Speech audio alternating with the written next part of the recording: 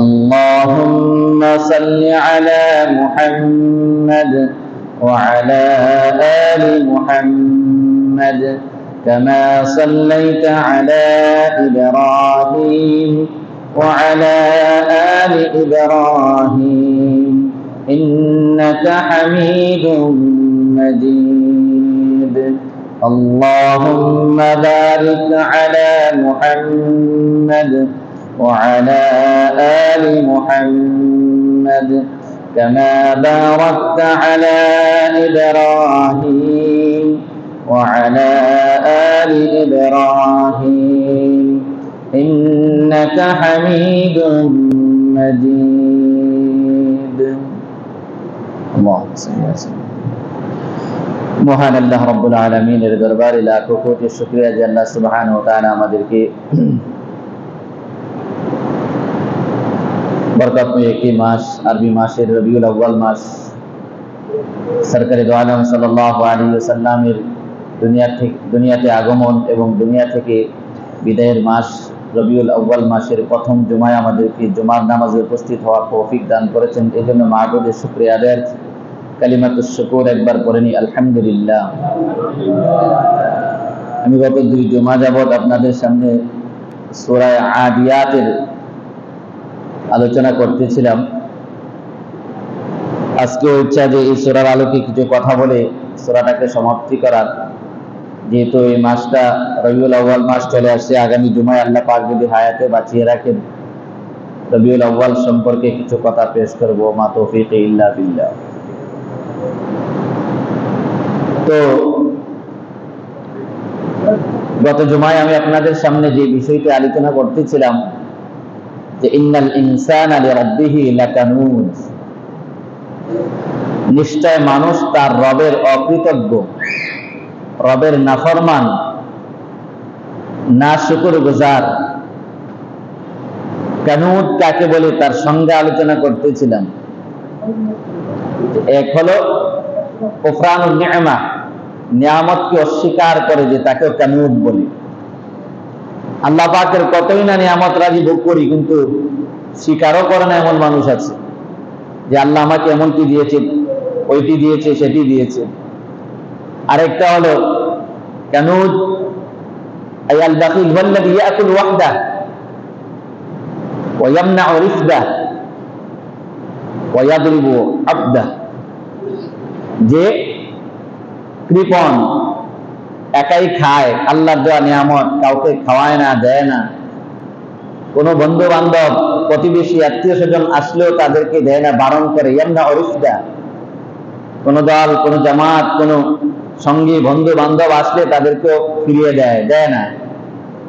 ওয়ায়াদরিবু আবদা, তার অধীনস্থ গোলাম, চাকর, নকরকে কথায় কথায় মারপিট, কথায় কথায় গালমন্দ, কথায় কথায় শাসন আর শাসানি করে, এদেরকেও কানুত বলা হয়।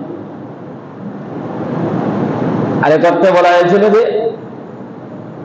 কানুত এই ওয়াল্লাযী ইয়ারা নি'মাতা ওয়ালা ইয়ারিফুল মুনঈম, আল্লাহ পাকের নিয়ামত তো দেখে, ভোগ করে, সব কিছু করে, কিন্তু মুনঈম, যিনি নিয়ামত দান করেন, তাকে চিনে না, তাকে ভুলে যায়, তার কথা স্মরণ হয় না। আবার কোন রায়াতে আছে কানুত বলা হয় ওয়াল হাকুদ ওয়াল হাসুদ, বিদ্বেষ পোষণকারী, হিংসুককেও কানুত বলা হয়। যারা অপরের কোনো কল্যাণ দেখলে, অপরের কোনো ভালো কিছু দেখলে গা জ্বালা ওঠে, তা সহ্য হয় না, অপরের কল্যাণটা কিভাবে চলে যায় সেই আশা আকাঙ্ক্ষা যে করে, তাকে বলে হাসিদ, হিংসুক। এই হিংসুককেও, বিদ্বেষ পোষণকারী এবং হিংসাকারীকেও কানুত বলা হয়। কানুতের আরেকটা অর্থ হলো আল্লাযী ইউনফিকু নি'মাল্লাহি ফি মাআসিল্লাহ, আল্লাহ পাকের দেওয়া নিয়ামতগুলোকে আল্লাহর নাফরমানিতে, আল্লাহর অবাধ্যতায় ব্যবহার করা, খরচ করা, তাকেও কানুত বলে। যে আল্লাহর দেওয়া নিয়ামত, আল্লাহর অসন্তুষ্টি, আল্লাহর নাফরমানি আর অবাধ্যতায় যে খরচ করে, তাকেও কানুত বলা হয়। এজন্য আল্লাহ পাক বলেছেন ইন্নাল ইনসানা লিরাব্বিহি লাকানুত, নিশ্চয় মানুষ তার রব তার প্রতিপালকের অকৃতজ্ঞ, না শুকর গুজার, নিমক খারাপ।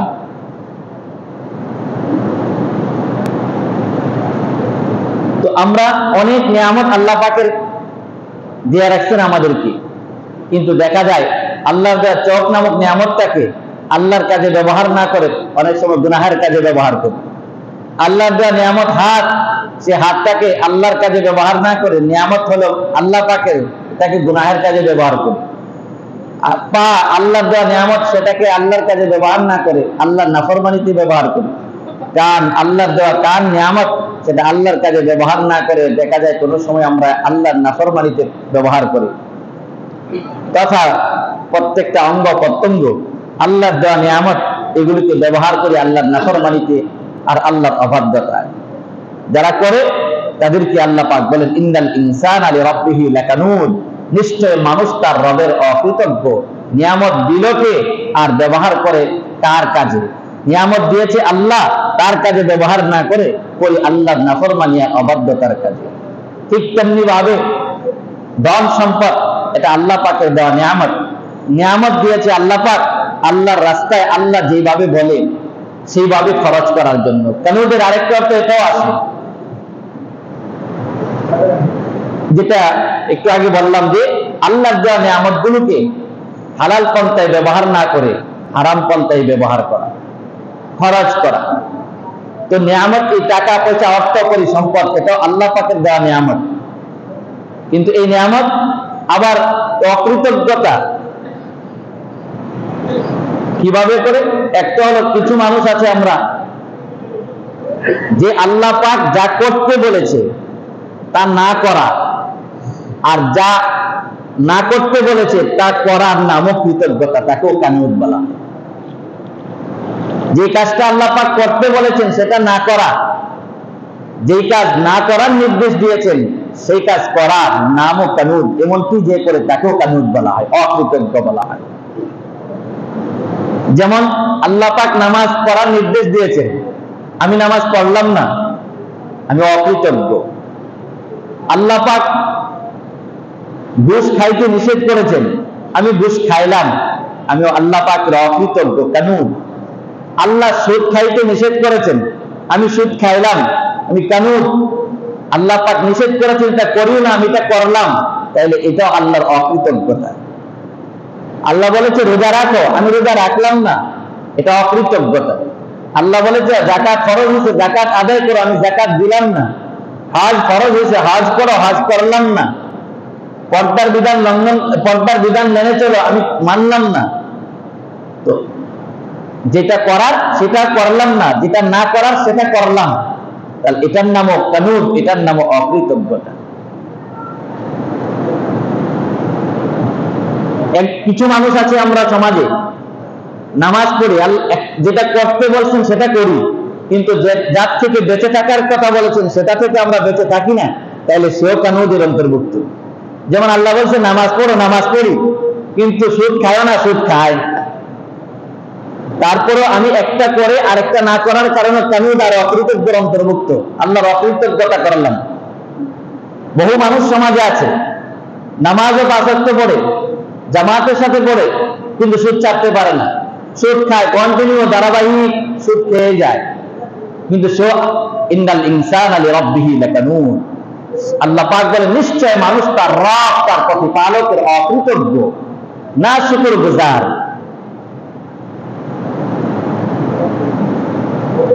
কেউ আছে নামাজও পড়ে না, সুদও খায় না, ঘুষও খায় না, সে যেটা করতে বলছে সেটা না করার কারণে অকৃতজ্ঞ, যেটা থেকে বেঁচে থাকতে বলছে সেটা করে নাই, কিন্তু তারপরে সে অকৃতজ্ঞ। আবার কেউ আছে নামাজও পড়ে না, সুদও খায়, সে যেটা করতে বলছে সেটাও করে না, এদিক থেকে অকৃতজ্ঞ।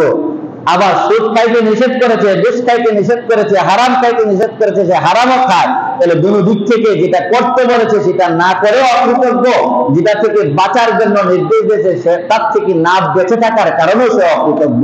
এই জন্য আল্লাহ বলেন ইন্নাল ইনসানা লিরাব্বিহি লাকানুন, যে নিশ্চয় মানুষ হলো তার রব তার প্রতিপালকের অকৃতজ্ঞ।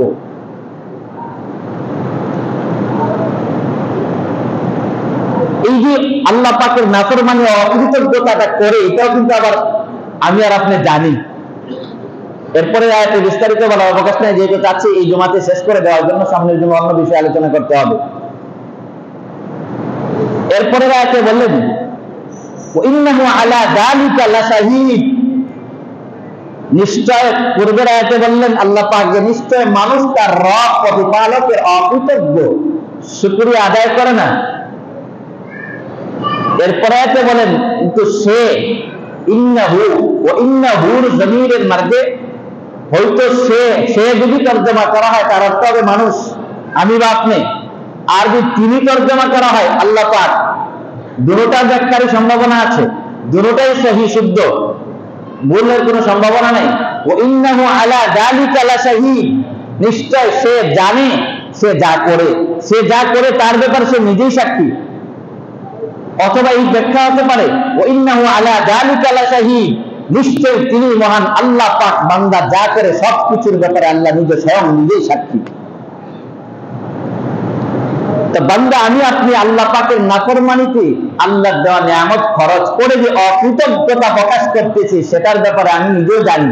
সুদ খাইতেছি আমি জানি, ঘুষ খাইতেছি আমি জানি, নামাজ পড়ি না আমি জানি, পর্দা লঙ্ঘন করে পর্দার বিধান মেনে চলি না সেটা আমি জানি, আমার অন্যায় ভাবে অন্যের সম্পদ আত্মসাৎ করে এটাও আমি জানি, হারাম পন্থায় মানুষকে জুলুম করি সেটাও আমি জানি, ব্যবসা করতে গিয়ে মাপে কম দেয় এটাও আমি জানি। সব ক্ষেত্রেই দেখা যায় আমার কৃতকর্ম সম্পর্কে কিন্তু আমি জানি। জানার পরেও কি করি? আল্লাহ পাকের নাফরমানি করি। এজন্য আল্লাহ বলেন ইন্নাল ইনসানা লিরাব্বিহি লাকানুন, নিশ্চয় মানুষ তার রব আর তার প্রতিপালকের অকৃতজ্ঞ।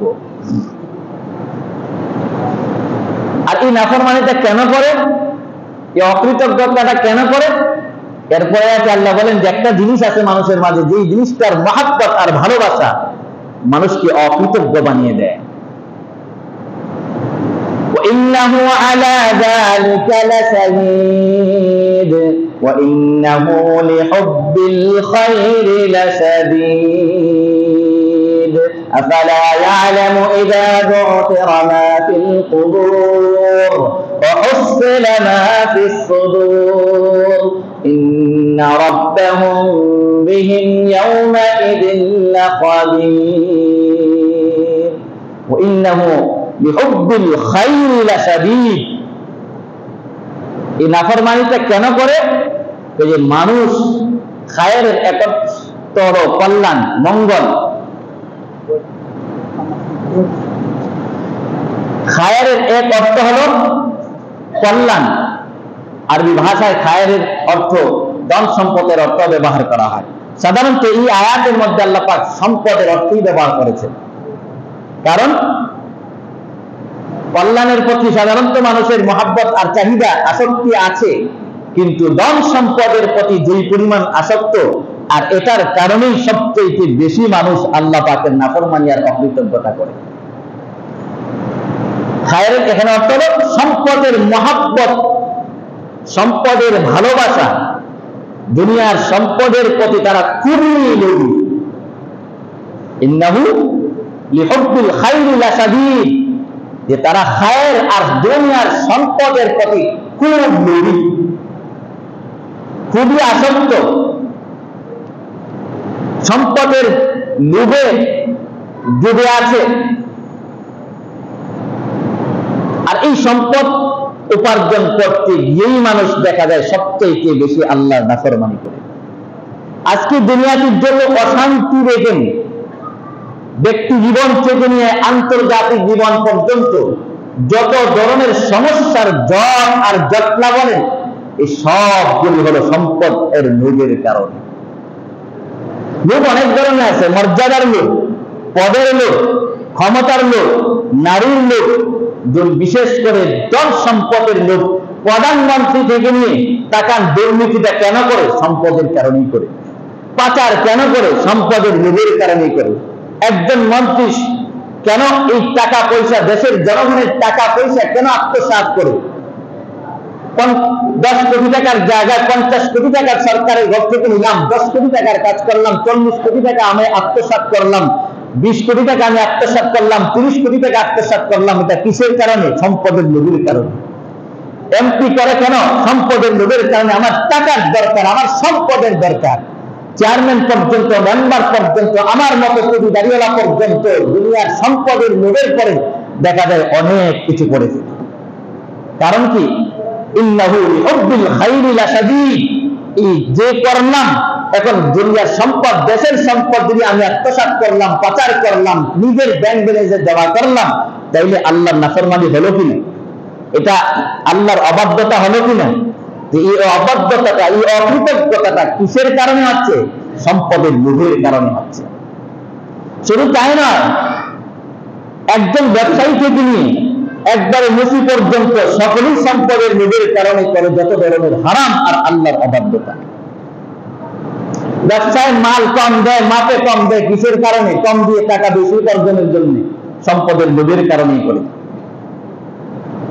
দুধ বিক্রেতা পানির মধ্যে দুধ মিশায়, দুধের মধ্যে পানি মিশায় না, এখন তো পানির মধ্যে দুধ মিশায়, বর্তমানে এমন হালত হয়ে গেছে। অথবা পাউডারের মধ্যে পানি মিশায়, যাই বলেন, এটা কিসের বদলে, কিসের কারণে করে? সম্পদের লোভের কারণে করে। যে আমার সম্পদ দরকার, টাকা চাই, সম্পদ চাই। ফল বিক্রেতা উপরে তো খুব সুন্দর সাজানো গোছানো ফল রাখে, কিন্তু মাপার সময় দেখা যায় আপনার প্যাকেটের ভিতরে নিচে দিয়ে 2-3টা পচা ফল আর নষ্ট ফল দিয়ে দিল। সেও যে এখানে বেটা দিল, আপনাকে আমাকে ঠকাইল, কিসের লোভে পড়ে? সম্পদের লোভে পড়ে। কারণ সে পচাটা যেই দামে বিক্রি করতে পারবে, আর ভালোটা সেই দামে এই নিম্ন মানেরটা বিক্রি করতে পারবে না। কিন্তু সে আপনাকে আমাকে দেখালো করে ভালোটা, কিন্তু ঠকায় করে আপনাকে দিবার সময় দেখা যায় ভালো ফলটা সাইড করে দিল, আর নিচে দিয়ে আমাকে আপনাকে নষ্ট ফল দিয়ে দিল। এই যে এখানেও সে দুর্নীতি করলো, আল্লাহর অবাধ্যতা করলো, এই অকৃতজ্ঞতা করলো, কিসের লোভে পড়ে? সম্পদের লোভে পড়ে। গোস্ত বিক্রেতা গোস্ত কসাইয়ের কাছে যান, সেও দেখা যায় আপনাকে ক্রয় করলেন যে হাড্ডি ছাড়া শুধু গোস্ত দিবেন, এরপরও 5 কেজি গোস্তের মধ্যে দেখা যায় 2 কেজি হাড্ডি পাওয়া যায়। আর কিছু কিছু জায়গা থেকে কিনলে, তো জায়গার নাম নিচ্ছি না, মাশাআল্লাহ অর্ধেকে পাওয়া যাবে জাল। এক সময় এক জায়গা থেকে আমার নতুন বিবাহ হয়েছে, আমি সিলেটে যখন মতো ছিলাম, আসবো, আসার পথে চিন্তা করলাম শহরে আর নামবো না, ডাইরেক্ট দাঁড়িয়ে চলে যাবো। এক জায়গা থেকে ফল কিনবো, চিন্তা করলাম এখানে তো ফল লিচুর মৌসুম, লিচু তো 100 হবে না, মিষ্টি 50 তো হইতে পারে। চিন্তা করলাম এই এলাকার কোনো বন্ধু বান্ধব আমাদের সাথে ক্লাসমেট আছে কিনা, কারণ 2 নম্বর লোক চিনবার জন্য তো ওই সমস্ত এলাকার লোক লাগবে। দেখলাম আমার এক বন্ধু মানুষ, তার নাম বলবো না, বড় একজন বক্তা বর্তমানে। বললাম যে ভাই যে কিছু ফল নিতাম, কি করা যায়? বলে ভাই আয় আমি কিনে দিতে যাই। মামা যতটা কম আছে ততটা পুরা করো, আর মূল রেটটা কত এটা বইলা কানে কানে বলে দেবো। দেখা গেল আমি সামনে দেখলাম যে আরো সে 40টা নিচে আমার এটার মধ্যে ঢুকাইলে, মানে 35টা কম ছিল, 5টা বেশি দিল। তাইলে আমি কিনলাম, আমি যদি ওই লোক ছাড়া কিনতাম তাহলে 100 লিটার জায়গায় পাইতাম কয়টা? 65 থেকে 70টা পাইতাম, আর 30টাই কম ছিল, আবার রেটটার মানও দেখতে পাইতাম। এই যে কমটা দিলে যে ব্যক্তি দিতে চাচ্ছে আমি বা আপনি, এটা কিসের কারণে? এটা সম্পদের লোভের কারণে। এটাও সম্পদের। আরে এমন কি আপনি কাপড় কিনতে যান, দেখাইলে ভালোটা, যদি আপনাকে দেখা যায় অনেক সকলেই মন না, কিন্তু যারা করে আর কি, দেখা যায় যে আপনাকে কোয়ালিটি দেখালো একটা, আবার দেওয়ার সময় আরেকটা থেকে গজ মেপে দিয়ে দিল। এই সহজে এখানে আপনাকে আমাকে ঠকালো, আর এখানে যে আল্লাহর অবাধ্যতার অকৃতজ্ঞতা করলো, কেন করলো? সম্পদের লোভে পড়ে করলো। এই জন্য আল্লাহ বলেন ইন্নাহু লিহুব্বিল খাইরি লাশাদীদ। বান্দা, মানুষ তার রবের অকৃতজ্ঞ, এবং সে যে অকৃতজ্ঞ এটা বান্দা জানে, আল্লাহ জানেন। এবং কেন? এই যে বান্দা দুনিয়ার সম্পদের লোভে অনেক লোভী, সে পুরো লোভী, সম্পদের লোভে পড়ে সে সাগরে হাবুডুবু খাচ্ছে। এমন সর্বমহলে সর্বদিকেই তাকাইলে দেখা যায় যে আমার সম্পদ চাই, চাই সে হালাল হোক, চাই সে হারাম হোক, কোন পন্থায় আমার পকেটে আসলো সেটা আমার দেখার বিষয় নাই, খালি আমার দরকার টাকা আর সম্পদ। কারণ ওই যে সম্পদের মোহে, সম্পদের মহাব্বতে আমি ডুবে আছি, এই জন্য দেখা যায় আল্লাহর নাফরমানি করে। হাসপাতালে যান, যেখানে যেটা হলো সেবার কেন্দ্র বলা যায়, সেখানে গেলেও দেখা যায় গরু কষাইয়ের চাইতেও কোনো কোনো জায়গা আছে, গরু কষাইয়ের চাইতেও সেখানে কষাই গিরে আরো বেশি হয়। বিভিন্ন পত্রপত্রিকা আপনারা দেখেছেন মৃত মানুষটাকে পর্যন্ত লাইফ সাপোর্টে 2 দিন 3 দিন রাখা হয় কিসের কারণে বলেন? একমাত্র সম্পদের লোভে, দুনিয়ার লোভে। মানুষটা 3 দিন পূর্বে মারা গেল, তাকে লাইফ সাপোর্টে রেখে আইসিইউতে রেখে রাখলো কোন কারণে বলেন আমাকে? সম্পদের লোভের কারণে। কারণ 3 দিন যদি তাকে এই মৃত দেহটাকে, এই ডেড বডিটাকে যদি 3 দিন পর্যন্ত আইসিইউতে রাখা যায়, দৈনিক কমপক্ষে 50,000 টাকা বিল আসবে। 3 দিনে কমপক্ষে 1.5 লক্ষ টাকা সে অতিরিক্ত এমনি চিকিৎসা ছাড়া, কোনো কিছু ছাড়াই সে পেয়ে যাবে। আর এই লোভের কারণে সে এমনটা করলো, এটা কিসের কারণে করলো? সম্পদের লোভের কারণে করলো। ইন্নাহু আলা যালিকা লাশাদীদ ওয়া ইন্নাহু লিহুব্বিল খায়রি লাশাদীদ।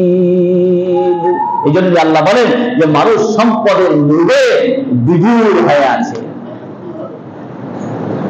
সর্বমহলে। আবার এই সম্পদ দিছে তো কি বলছিলাম? কানুদের ইন্নাল ইনসানা লিরাব্বিহি লাকানুদ। কানুদের সঙ্গে কি বলেছিলাম? যে আল্লাহর নাফরে ইউনফিকু নি'মাল্লাহি ফি মাআসিল্লাহ। আল্লাহর নিয়ামত যা দিয়েছে সেটাকে খরচ করে কোথায়? আল্লাহর নাফরমানিতে। বহুদের কাছে সম্পদ আছে, দিনের কাজে যদি চান সহজে টাকা বের হয় না, কিন্তু যদি হারাম কাজে, বহু মানুষ আছে টাকার অধিকারী, কিন্তু গরিব দুঃখী চাইলে তাকে দেয় না। কিন্তু মদ খাওয়ার জন্য, নেশা করার জন্য, গাঞ্জা খাওয়ার জন্য, ইয়াবা খাওয়ার জন্য, সুরি কারবারি লাগানোর জন্য, গান বাজনায় দেওয়ার জন্য, খেলাধুলায় দেওয়ার জন্য, অশ্লীলতা বেহায়াপনার কাজে দেওয়ার জন্য, সিনেমা হল খোলার জন্য, অপকর্মের কাজে দেওয়ার জন্য এমন প্রস্তুত আছে না নাই? বহু মানুষ সমাজে আছে। ইউনফিকু নি'মাল্লাহি ফি মাআসিল্লাহ।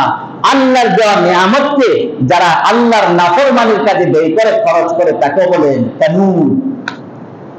কিন্তু আবার কিছু মানুষ আছে আল্লাহ পাকের নিয়ামত দিছে, সে নিজেও খায়।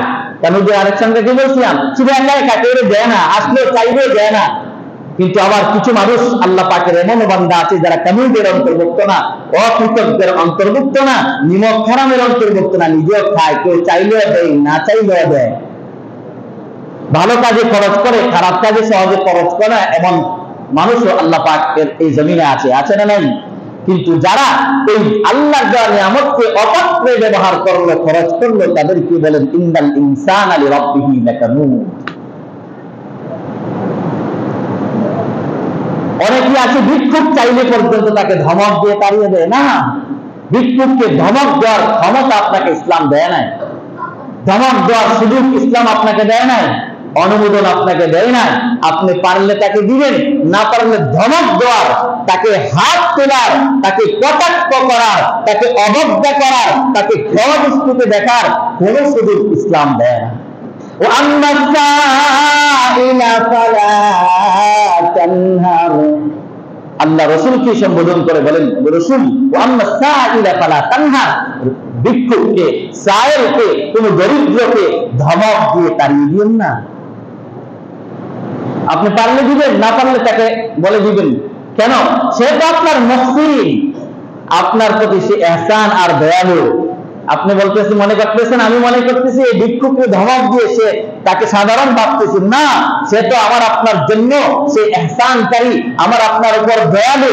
এই মুসলমান ভাইরা, যদি ভিক্ষুক আপনার আমার কাছে হাত না পাতে, আর দরিদ্র মানুষ যদি আমার আপনার কাছে না আসে, একজন আপনি দিনদারকে দাওয়াত দিয়ে খাওয়াইলেন, একজন আলেমকে খাওয়াইলেন, একজন গরিবকে খাওয়াইলেন, একজন দিন দরিদ্রকে আপনি হাদিয়া দিলেন, গরিব দুঃখীকে দিলেন, দিয়ে আপনি ভাইবেন না যে আপনি তার উপরে ইহসান করছেন, বরং আপনার উপরে তার ইহসান, যিনাকে আপনি হাদিয়া দিলেন সেকে গ্রহণ করে আপনাকে সওয়াবের অধিকারী হওয়ার সুযোগ দিয়েছে। সুতরাং এটা তার ইহসান, আপনার কোনো ইহসান নয়।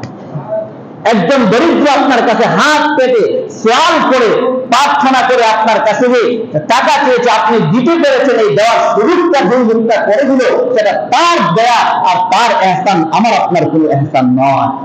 নতুবা যদি আপনি মনে করেন আপনার অনেক টাকা সম্পদের মালিক আছেন, কিন্তু আপনি যদি এখান থেকে কাউকে ব্রিজ থেকে নিয়ে একবারে গাড়িরা পর্যন্ত চান, একজন ভিক্ষুক না থাকে, একজন দরিদ্র না থাকে, কিন্তু আপনি যদি চান যে আমি কিছু টাকা পয়সা দান করব, আমি কিছু সওয়াবের ভান্ডার জমা করব, আখিরাতের কিছু পুঁজি সংগ্রহ করব, কিন্তু একজন ভিক্ষুক যদি না থাকে, একজন দরিদ্র যদি না থাকে, ও মুসলমান শিক্ষিত সমাজ, বলুন তো দেখি এই সওয়াবের অধিকারিতা হওয়ার সুযোগ কি আপনার আছে?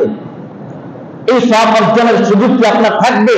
থাকবে না। তাইলে কেন থাকতেছে না? ওই দরিদ্র ব্যক্তিটা আপনার কাছে থেকে না নেওয়ার কারণে আপনি সওয়াব অর্জনের রাস্তাটা আপনার জন্য বন্ধ হয়ে গিয়েছে। তো এই সম্পদ দিল আল্লাহ, আর এই সওয়াব অর্জনের সুযোগটা করে দিল দরিদ্র ব্যক্তি। সুতরাং দরিদ্র ব্যক্তিকে দেওয়ার কারণে আমার আপনার কোনো এহসান না, বরং তার এহসান সে যে আমাকে সওয়াব অর্জনের সুযোগ করে দিল। সুতরাং সম্পদ দিয়েছে আল্লাহ, এই জন্য কামিয়াদের অন্তর্ভুক্ত যেন আমরা অকৃতজ্ঞের অন্তর্ভুক্ত যেন না হয়। আশরাফ আলী থানভী রহমতুল্লাহ আলাইহি ওনার কিতাবের মধ্যে চমৎকার একটা ঘটনা লিখছেন। এক যুবক, ইয়ং বয়সের, খুব ইন্ডাস্ট্রিজের মালিক, সে খুব সুন্দরী এক রূপসী মেয়েকে বিবাহ করেছে। স্বামী স্ত্রীর নতুন দাম্পত্য জীবন শুরু, খানা খাচ্ছে বাসায়। এই মুহূর্তের মধ্যে একজন দরিদ্র এসে তার দরজায় নক করেছে। সেটা একবারে তেলে বেগুনে জ্বলে উঠেছে। এই মুহূর্তের মধ্যে নতুন দাম্পত্য আর স্বামী স্ত্রী একসাথে আনন্দ ফুর্তির সাথে খানা খাচ্ছে, আর ভাবছে হয়তো কোনো বন্ধু বান্ধব হতে পারে। দরজা খুলে দেখে একজন ভিক্ষুক বলতেছে, বাবা গো, 2-4টা দানা খানা দিবানি, আমার সারাটা দিন যাবত খানা খাই নাই, ক্ষুধার কারণে আমার শরীরটা দুর্বল হয়ে শরীরটা কাঁপতেছে, 2-4টা খানা যদি দিতা তাহলে আমি আমার ক্ষুধাটা নিবারণ করতাম। ওই যুবক তাকে খুব ধমকের সুরে বলল, যা, আর সময় দেবো পাঁচটা, এই মুহূর্তে আমি আর আমার স্ত্রী মিলে খাবার খাচ্ছি, আনন্দ এনজয় করছি, সবকিছু করছি, আর তুই এর মধ্যে আসছি, তুই কোনো কোটিপতি আসতে তোর সাথে আমার সাক্ষাৎ করার এখন সময় নাই, তুই কেন আসবি, শহর এখান থেকে যা, এখান থেকে। সে যায় না, ভিক্ষুক বাবারে 2-4টা দুখানা খাবার দাও না, আমি খাইলে আমার ক্ষুধাটা নিবারণ করি। শেষ পর্যন্ত তার এই সম্পদের অহংকার, তার সম্পদের এই দাম্ভিকতা, সে তো অহংকারে শেষ পর্যন্ত ভিক্ষুকের হাতে গায়ে ধরে টাক্কা মেরে যখন তাকে ফেলে দেয়, ভিক্ষুক জমিনে পড়ে আহত হয়ে পড়ে। সে তখন জমিন থেকে উঠে বলছে, আল্লাহ, আল্লাহ, আমাকে যে ফেলেছে আমি তো কিছু করার ক্ষমতা নাই, আল্লাহ তার বিচারটা তোমার তোমার তোমার আদালতে আমি দিয়ে দিলাম। আল্লাহর আদালত, আল্লাহর আরশ পর্যন্ত কম্পন সৃষ্টি হয়ে গেছে যে আল্লাহ পাকের ভিক্ষুক সাহেব, তাকে কিন্তু আমি আপনি বানাই নাই, তাকে দরিদ্র আর ভিক্ষুক বানাইছেন কে? আল্লাহ। আর আপনাকে আমাকে সম্পদ দিয়েছেন কে? আমার আল্লাহ দিয়েছেন। সুতরাং আল্লাহ কয় না, নদীর এপার ভেঙ্গে ওপার ঘরে, এই তো নদীর খেলা। আজকে আপনার এই টাকা সম্পদ সকালে আছে, সন্ধ্যায় আপনি ফকির ভিক্ষুক হতে পারে, আর এই ভিক্ষুকটা সকালে ভিক্ষুক আছে, সন্ধ্যায় সেই কোটিপতি হতে পারে, তার মধ্যে সন্দেহের কোনো অবকাশ নাই। আল্লাহর লীলা খেলা বোঝার কোনো উপায় নাই। ঘটনাক্রমে ওই ভিক্ষুক ব্যক্তি এবং মর্মাহত ব্যক্তিটা আল্লাহর কাছে আদালতে যখন এই বিচারটা ছেড়ে দিয়েছে, আল্লাহর আরশ পর্যন্ত কেঁপে উঠেছে। ওই হঠাৎ করে খাবারের ভিতর দিয়ে খবর আসলো যে তার কোম্পানিতে আগুন লেগে তার কোম্পানিতে জলে পুরো ধ্বংস হয়ে গিয়েছে এবং বহু মানুষ আগুনের উপরে নিহত হয়েছে।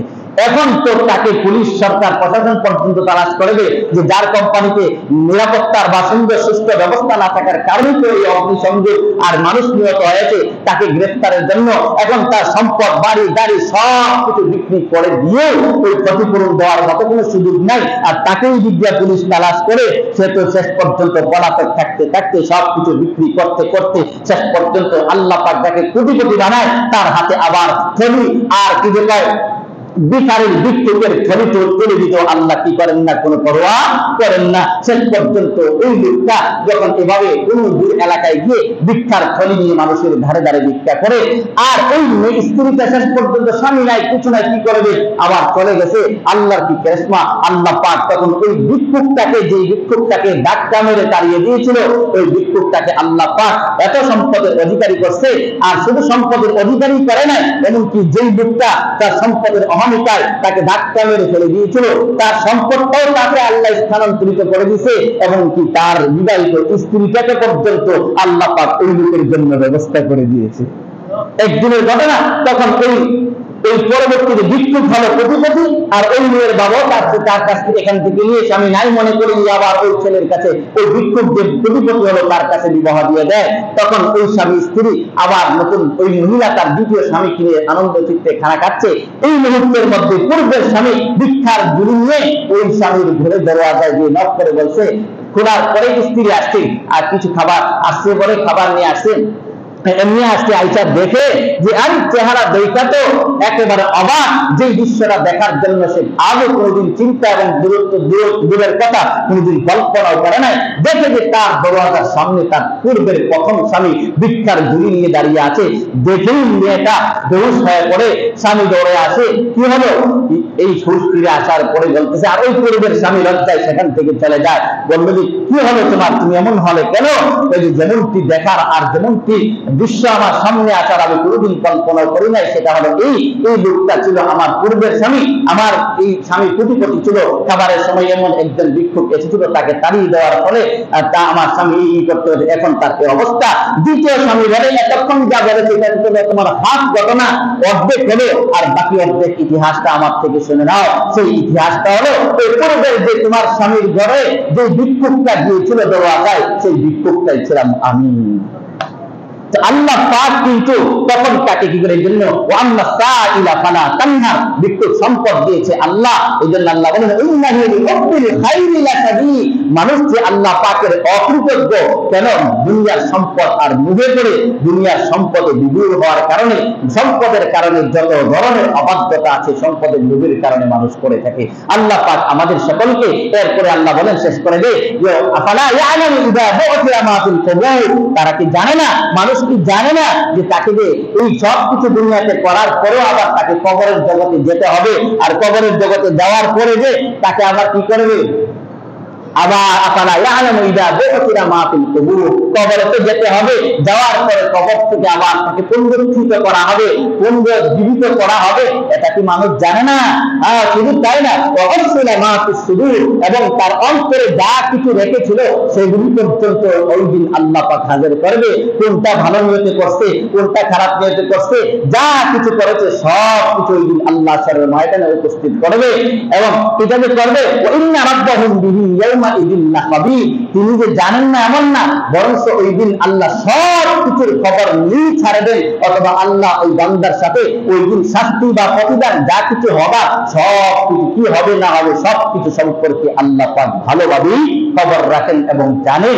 সুতরাং ও ভাইরা আমার, এই জন্য আল্লাহ পাকের যে বলছে ইন্নাল ইনসানা লিরাব্বিহি লাকানুর, আল্লাহ পাক আমাদেরকে আল্লাহর অকৃতজ্ঞ বান্দা হওয়া থেকে আল্লাহ হেফাজত করুক, বরং আল্লাহ পাক আমাদেরকে আল্লাহর কৃতজ্ঞ বান্দা হয়ে এই দুনিয়াতে পাঠাইছে। আল্লাহ দুনিয়াতেই দুনিয়ার জন্যই না, আমাকে আপনাকে পাঠাইছে আখিরাতের জন্য।